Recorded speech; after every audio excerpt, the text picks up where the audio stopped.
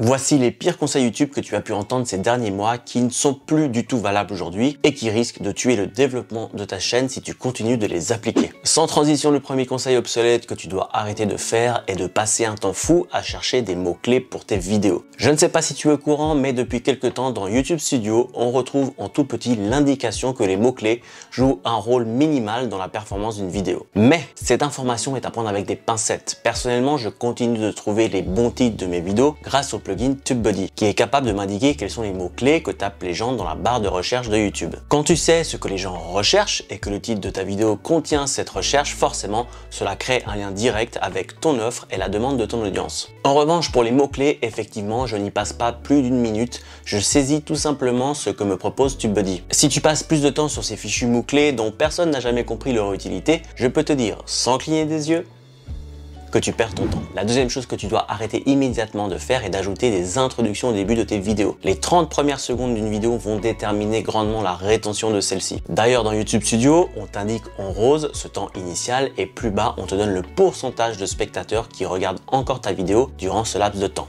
Donc, s'il te plaît, évite de me mettre des intros animées avec de la musique, des plans alternatifs cinématiques, ton logo. Au contraire, je te conseille d'aller dans le vif du sujet dans tes vidéos. On est en 2023, il y a de plus en plus de monde sur YouTube, donc de plus en plus de concurrence. Si je clique sur ta vidéo et que je ne retrouve pas un lien direct entre ton titre, ta miniature et ta vidéo, je vais avoir le sentiment de perdre mon temps et je vais simplement cliquer sur la vidéo suivante. C'est aussi simple que cela. À toi de trouver un moyen efficace pour accrocher l'intention de ton audience. YouTube est vraiment en train de faire un gros effort pour nous donner des informations utiles pour nous aider à nous améliorer. Donc, s'il insiste autant sur ces 30 secondes, c'est que l'on doit s'y intéresser. Dans mes vidéos, je rentre dans le vif du sujet le plus rapidement possible. C'est ce que j'ai fait dans cette vidéo, d'ailleurs, où j'ai attaqué avec mon premier point en moins de 30 secondes. À présent, je t'invite à regarder à quoi ressemble la rétention de ta dernière vidéo, d'appliquer ce conseil sur ta prochaine vidéo et de me dire si tu as vu une amélioration ou pas. Troisième conseil obsolète, créer une chaîne secondaire pour tes shorts. Quand les shorts sont sortis, personne ne savait vraiment quoi en faire. Même YouTube ne savait pas comment les intégrer dans son algorithme. Tout ce qu'a fait YouTube à ce moment-là est de tenter de récupérer des gens de TikTok sur leur plateforme, ni plus ni moins. Mais à ce stade, l'algorithme de YouTube n'était pas au point. Ils ne le diront jamais, mais ils ont boosté aux hormones les performances des shorts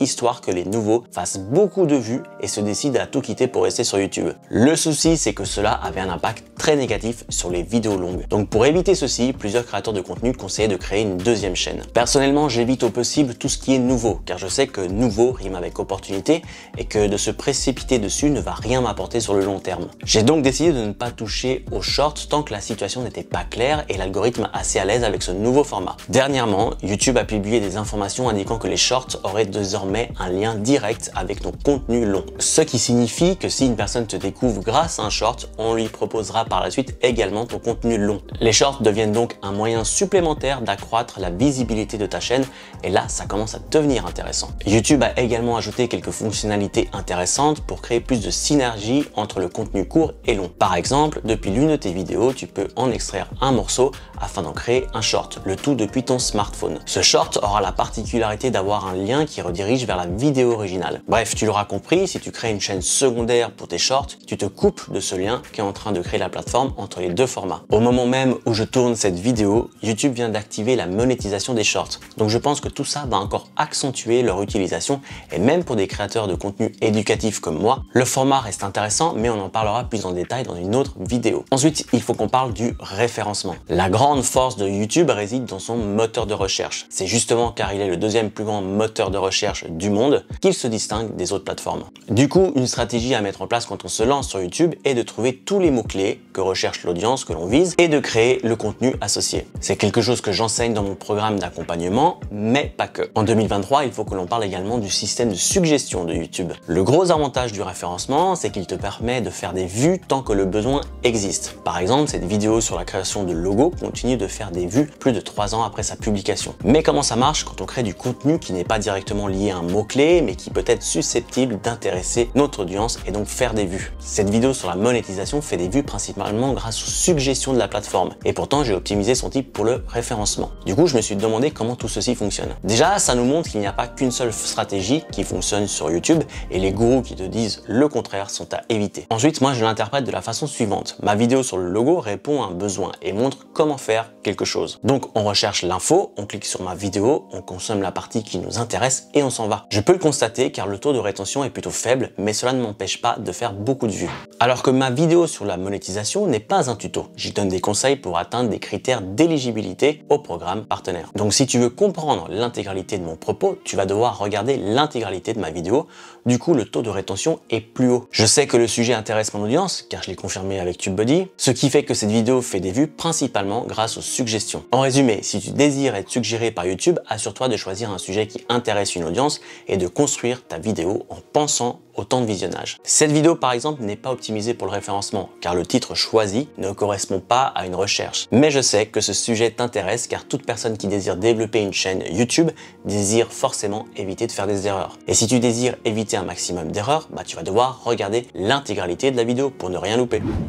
Pendant un bon moment, on a conseillé aux créateurs de contenu de créer des vidéos qui ne durent pas plus de 10 minutes car les gens avaient tendance à s'ennuyer et couper court à la vidéo. D'un côté, ça peut s'expliquer. Dans une époque où tout va de plus en plus vite et le temps libre est de plus en plus court, forcément on a tous tendance à ne pas vouloir perdre du temps. Ça, c'est ce que je pensais. Mais au début d'année, TikTok a partagé quelques statistiques et il se trouve qu'en moyenne, une personne passe 95 minutes par jour sur l'application. Donc c'est plus de 1h30 par jour à voir défiler des vidéos à la chaîne sans trop de but précis si ce n'est passer du temps.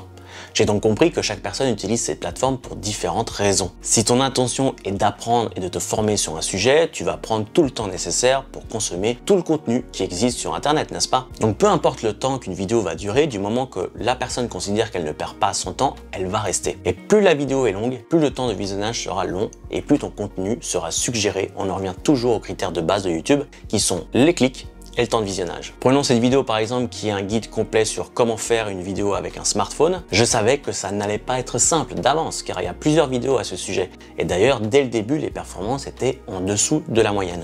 Néanmoins, j'ai optimisé le titre avec TubeBuddy et j'ai pris le temps de faire une vidéo complète sans tenir compte du temps. On peut voir que petit à petit, elle est en train de se hisser au-dessus de la performance moyenne et je pense que cette vidéo fera de plus en plus de vues dans les mois à venir. Et au niveau des statistiques, là aussi, je constate une augmentation des vues provenant des suggestions. Donc ça rejoint ce que je disais, plus un contenu est regardé dans son intégralité et plus il sera mis en avant par YouTube. Du coup, mon conseil n'est pas de viser une durée pour ta vidéo, mais de simplement créer un contenu dans le temps nécessaire qu'il te faut pour délivrer ton message en oubliant cette histoire de 10 minutes maximum. Sur ma chaîne, ma stratégie de 2023 est de m'orienter sur des astuces très courtes via les shorts et des guides très longs et complets avec les vidéos. La prochaine erreur est plutôt vicieuse car elle concerne le taux de clic de tes miniatures. On sait tous que plus le taux de clic est grand et plus la vidéo fera des vues. Du coup, j'ai commencé à prendre le temps de faire de l'A/B testing de miniatures qui consiste à tester deux miniatures différentes pour voir laquelle est la plus performante. Alors tu peux le faire manuellement, tu testes une miniature pendant 24 heures, ensuite l'autre miniature le jour suivant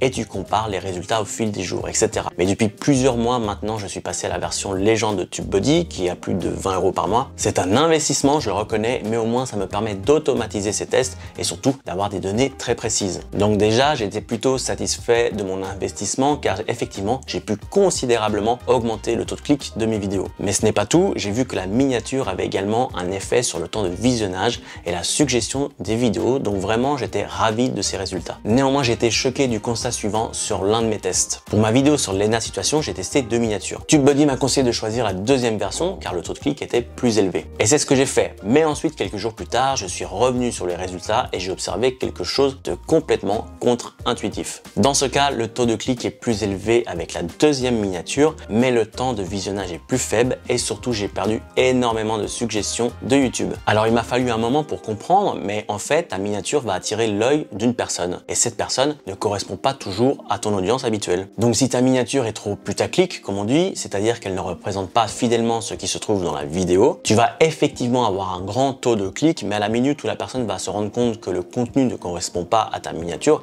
elle va s'en aller. Sans TubeBuddy, dit, je n'aurais pas pu m'en apercevoir, donc je te fais part de ma conclusion. Ta miniature fait une promesse de contenu et ton contenu doit répondre à cette promesse. Inutile d'être dans l'exagération systématique, on n'est pas MrBeast, on ne fait pas du divertissement à plusieurs milliers de dollars par vidéo.